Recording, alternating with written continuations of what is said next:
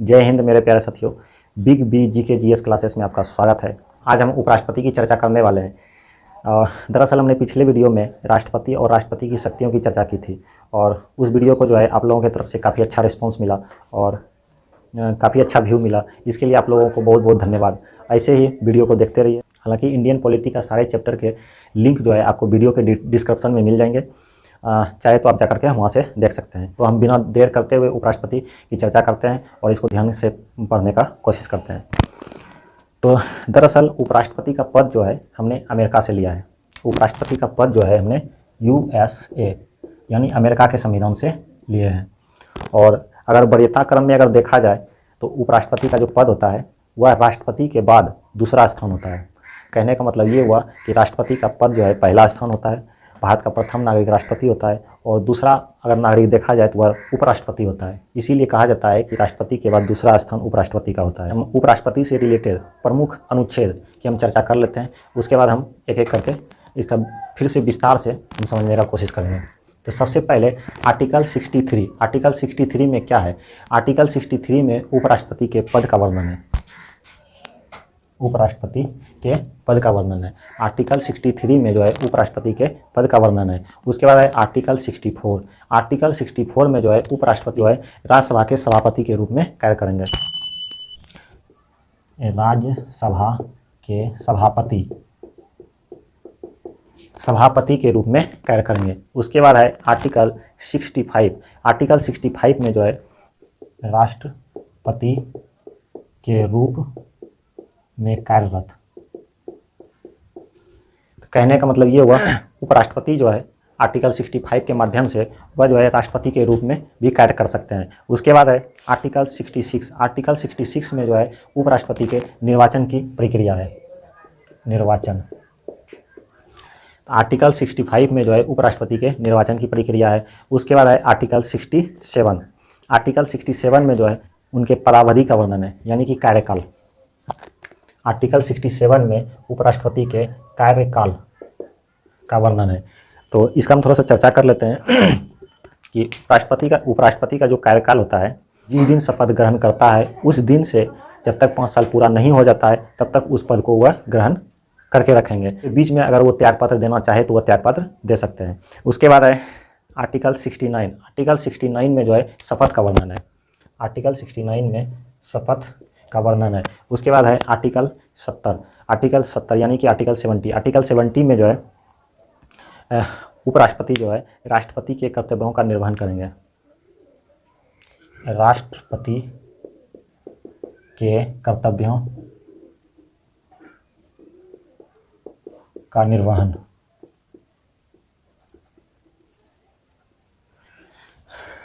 तो चलिए हम इसको एक बार फिर से रिकॉल कर लेते हैं ताकि अच्छी तरह से समझ में आ जाए। तो क्या है? आर्टिकल 63 में जो है उपराष्ट्रपति के पद का वर्णन है। उसके बाद है आर्टिकल 64। आर्टिकल 64 में राज्यसभा के सभापति के रूप में कार्य करेंगे। उसके बाद है आर्टिकल 65। आर्टिकल 65 में उपराष्ट्रपति जो है राष्ट्रपति के रूप में भी कार्य कर सकते हैं। उसके बाद है आर्टिकल 66। आर्टिकल 66 में जो है उपराष्ट्रपति के निर्वाचन की प्रक्रिया है।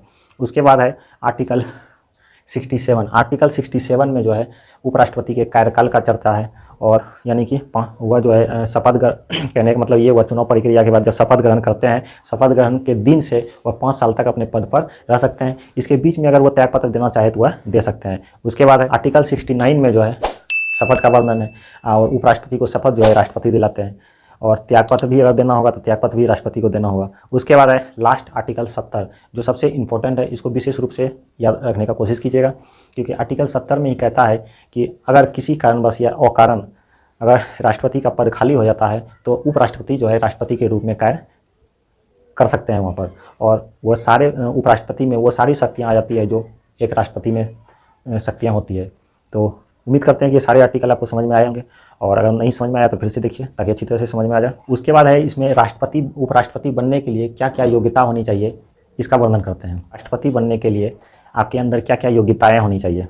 उपराष्ट्रपति की चुनाव प्रक्रिया में अगर आप भाग लेते हैं या उपराष्ट्रपति का चुनाव लड़ना चाहते हैं तो आपके अंदर क्या योग्यता होनी चाहिए ताकि चुनाव प्रक्रिया में भाग ले सकते हैं। उसके लिए मुख्य रूप से 4 योग्यताएं होनी चाहिए। 4 योग्यता कौन कौन सी है इसको हम देखते हैं। सबसे पहले वह भारत का नागरिक होना चाहिए। भारत का नागरिक हो। अगर कोई भी उपराष्ट्रपति का चुनाव लड़ना चाहे तो वो उसके लिए पहला योग्यता है वह भारत का नागरिक होना चाहिए। ऐसा नहीं कि कोई विदेशी आदमी आकर के हमारे उपराष्ट्रपति के चुनाव प्रक्रिया में भाग ले, ऐसा हमारे भारतीय संविधान में नहीं है। अगर वह चुनाव प्रक्रिया में भाग लेना चाहेगा तो वह भारत का नागरिक होना चाहिए। दूसरा प्रक्रिया क्या है? दूसरा प्रक्रिया यह है कि वह जो है वह व्यक्ति 35 वर्ष की आयु पूरा कर चुका हो। 35 वर्ष की आयु पूरा कर चुका हो। कहने का मतलब ये हुआ कि कोई भी व्यक्ति अगर उपराष्ट्रपति के चुनाव प्रक्रिया में भाग लेता है तो उसका आयु जो है 35 वर्ष पूरा हो गया हो, तभी वह चुनाव प्रक्रिया में भाग ले सकता है। और अगर 35 वर्ष की आयु पूरा करने में अगर एक दिन की भी कमी है तो वह चुनाव प्रक्रिया में भाग नहीं ले सकता है। उसके बाद दूसरा है कि वह राज्यसभा का सदस्य होना चाहिए। राज्यसभा का सदस्य हो। तो हमने राष्ट्रपति चैप्टर में क्या पढ़ा था कि भारत का नागरिक होना चाहिए, 35 वर्ष की आयु पूरा कर चुका हो, और उसमें क्या था राष्ट्रपति में कि लोकसभा के सदस्य चुने जाने की योग्यता होनी चाहिए। लेकिन उपराष्ट्रपति में क्या है कि राज्यसभा का सदस्य चुने जाने की योग्यता होनी चाहिए। उसके बाद है चौथा, कोई लाभ के पद पर ना हो। कोई लाभ के पद पर ना हो। तो कहने का मतलब ये हुआ लाभ का पद क्या होता है। अगर आपका कहीं भी सरकारी नौकरी है तो आप चुनाव प्रक्रिया में भाग नहीं ले सकते। सरकारी नौकरी यानी लाभ का पद माना जाता है। अगर आप चुनाव प्रक्रिया में भाग लेना चाहते हैं तो अगर आपका सरकारी नौकरी है तो सबसे पहले सरकारी नौकरी को त्याग दीजिए, उसके बाद आप चुनाव प्रक्रिया में भाग ले सकते हैं। उसके बाद है तो कहने का मतलब ये प्रक्रिया हमारे हिंदुस्तान में, हमारे भारत देश में लगभग अभी 150 करोड़ की जनसंख्या है, और 150 करोड़ में लगभग अगर देखा जाए तो हमारा आधा से अधिक यानी 50% से अधिक लोग ऐसे होंगे जो कि ये जो है योग्यताएं रखते हैं। तो क्या सभी चुनाव प्रक्रिया में भाग ले सकते हैं? तो तनिक ठहरिए जरा। इसका एक विशेष रीति होती है, एक कंडीशन होता है, और उस कंडीशन को पूरा करना होता है, तभी आप चुनाव प्रक्रिया में भाग ले सकते हैं। थोड़ा सा आपका हौसला टूटने वाला है, इसको हम समझने का कोशिश करते हैं। वह कौन सा एक कंडीशन है? तो सबसे पहला जो है, लास्ट जो 5वां है, वह कंडीशन यह है कि आप को चुनाव प्रक्रिया में भाग लेने के लिए 20 प्रस्तावक और 20 अनुमोदक होने चाहिए। यानी 20 प्रस्तावक और 20 अनुमोदक, तभी आप चुनाव प्रक्रिया में भाग ले सकते हैं। 20 प्रस्तावक और 20 अनुमोदक क्या कोई भी होना चाहिए? नहीं, वह संसद का सदस्य होना चाहिए, यानी कि लोकसभा या राज्यसभा का ही मेंबर होना चाहिए। और वो भी 20 लोकसभा और 20 राज्यसभा का जो मेंबर होगा वो दोनों अलग अलग होना चाहिए। यानी कहने का मतलब ये हुआ कि 20 प्रस्तावक अलग होना चाहिए और 20 अनुमोदक अलग होना चाहिए। ऐसा ना कि 20 जो प्रस्तावक है वही अनुमोदक हो। तो हम लोकसभा राज्यसभा की जगह पर हम यहाँ सांसद लिख सकते हैं, संसद का सदस्य। तो इसमें क्या क्या योग्यता होगी आपका? सबसे पहला भारत का नागरिक होना चाहिए, 35 वर्ष की आयु पूरा कर चुका हो। उसके बाद तीसरा है राज्यसभा का सदस्य चुने जाने की योग्यता हो। उसके बाद है कोई लाभ के पद पर ना हो। और इसके अलावा सबसे कठिन जो नियम है, कठिन जो कंडीशन है वो क्या है कि 20 प्रस्तावक और 20 अनुमोदक होने चाहिए। वो भी लोकसभा का मेंबर होना चाहिए या फिर राज्यसभा का मेंबर होना चाहिए। थोड़ा सा हम पिछले वीडियो में जो बताए थे राष्ट्रपति के चुनाव प्रक्रिया में, राष्ट्रपति के चुनाव प्रक्रिया में क्या था कि उसमें जो है ना 50 प्रस्तावक और 50 अनुमोदक था, अनुमोदक। तो कहने का मतलब ये हुआ कि राष्ट्रपति के चुनाव प्रक्रिया में क्या नियम था कि 50 प्रस्तावक और 50 अनुमोदक होना चाहिए। यह है थोड़ा सा डिफरेंस। उपराष्ट्रपति के चुनाव में 20 प्रस्तावक और 20 अनुमोदक, लेकिन राष्ट्रपति के चुनाव में 50 प्रस्तावक और 50 अनुमोदक, वो भी दोनों अलग अलग होने चाहिए। चलिए हम देखते हैं उपराष्ट्रपति का निर्वाचन कैसे होता है। तो दरअसल हमने पिछले वीडियो में पढ़ा था राष्ट्रपति का निर्वाचन कैसे होता है। तो जैसे राष्ट्रपति का निर्वाचन हुआ करता था, सेम उसी प्रकार से उपराष्ट्रपति का भी निर्वाचन होता था, उपराष्ट्रपति का भी निर्वाचन होता है। इसमें सिर्फ अंतर यह है कि इसमें विधायकों को मत देने का अधिकार नहीं होता है। तो उसमें याद करते हैं कि हम राष्ट्रपति का निर्वाचन कैसे करते थे। तो सबसे पहले राष्ट्रपति का निर्वाचन कैसे करते थे कि अप्रत्यक्ष रूप से मतदान होता था, गुप्त मतदान होता था, और समान अनुपातिक प्रतिनिधित्व प्रणाली द्वारा होता था, और एकल संक्रमणीय मत प्रणाली द्वारा होता था।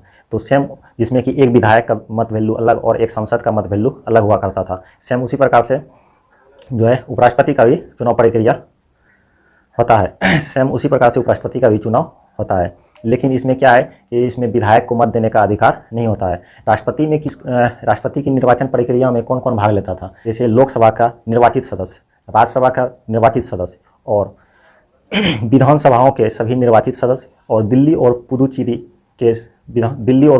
की विधानसभाओं के सभी निर्वाचित सदस्य। उपराष्ट्रपति के निर्वाचक मंडल में कौन कौन भाग लेते हैं? तो लोकसभा के सभी सदस्य, लोकसभा के सभी सदस्य और दूसरा राज्यसभा के सभी सदस्य, राज्यसभा के सभी सदस्य।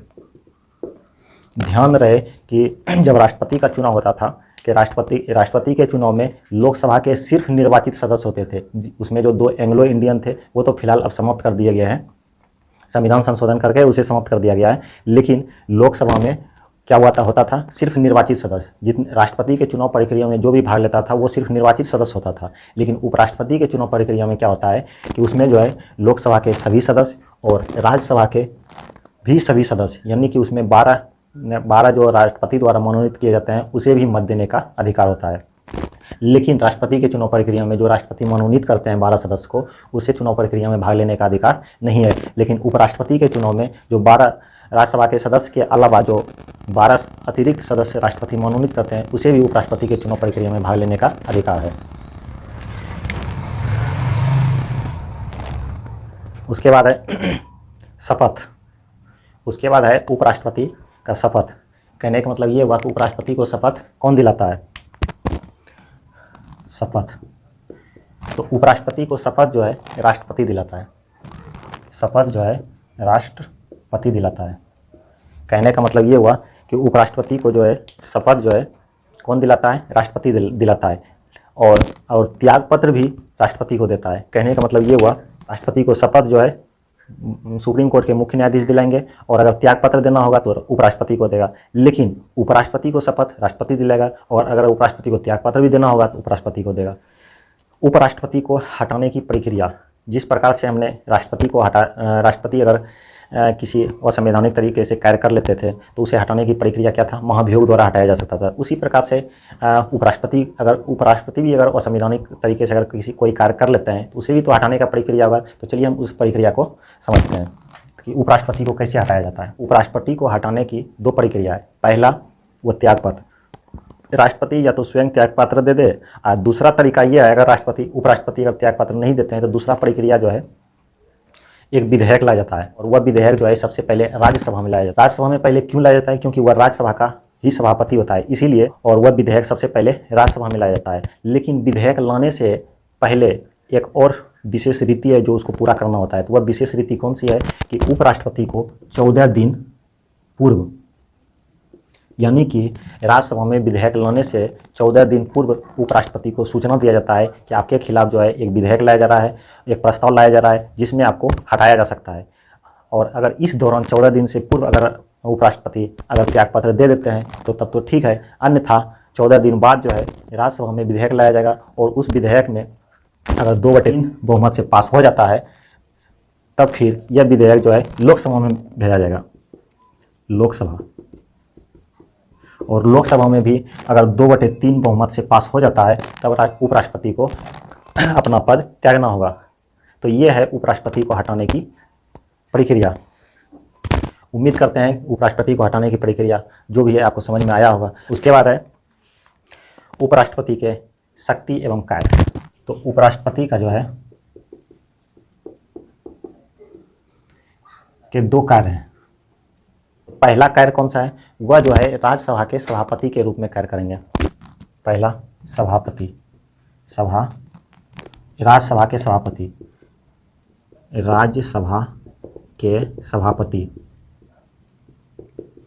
के रूप में कार्य करेंगे।